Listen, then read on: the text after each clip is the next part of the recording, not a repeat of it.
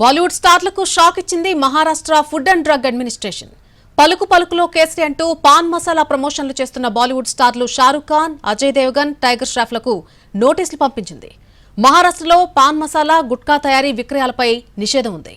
Vimal ad వ్యవహారంలో Bollywood stars Shahrukh Khan, Ajay Devgan, Tiger ష్రాఫ్లకు Maharashtra food and drug administration shock ఇచ్చింది.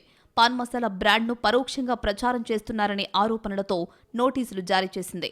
Maharashtra food and drug administration chief Tukaram Munde ఆగస్టు 11న 9 పేజీల నోటీసును జారీ చేశారు. రాష్ట్రంలో నిషేధించబడిన పాన్ మసాలా ఉత్పత్తులను ప్రకటనల ద్వారా ప్రోత్సహించడంపై ఈ చర్యలు చేపట్టారు. విమల్ అనే పాన్ మసాలా సంస్థకు చెందిన ఇలాచీ ఉత్పత్తి ప్రచారం కోసం ఈ ముగ్గురు నటులు ఒక యాడ్లో నటించారు. ఈ అడ్వర్టైజ్మెంట్ పరోక్షంగా పొగాకు ఉత్పత్తులను ప్రమోట్ చేస్తోందనే ఆరోపణలున్నాయి. ఇలాచీ అంటూ అదే బ్రాండ్కు చెందిన గుట్కా లేదా పొగాకు ఉత్పత్తులను సరోగేట్ అడ్వర్టైజింగ్ చేయడం చట్టరీత్యా నేరం. తప్పుదారి పట్టించే ప్రకటనల్లో భాగస్వాములుగా ఉన్న ఎవరికైనా వినియోగదారుల పరిరక్షణ చట్టం ప్రకారం 10 లక్షల నుంచి 50 లక్షల రూపాయల వరకు జరిమానా విధించే అవకాశం ఉందని మహారాష్ట్ర ఎఫ్డీఏ స్పష్టం చేసింది.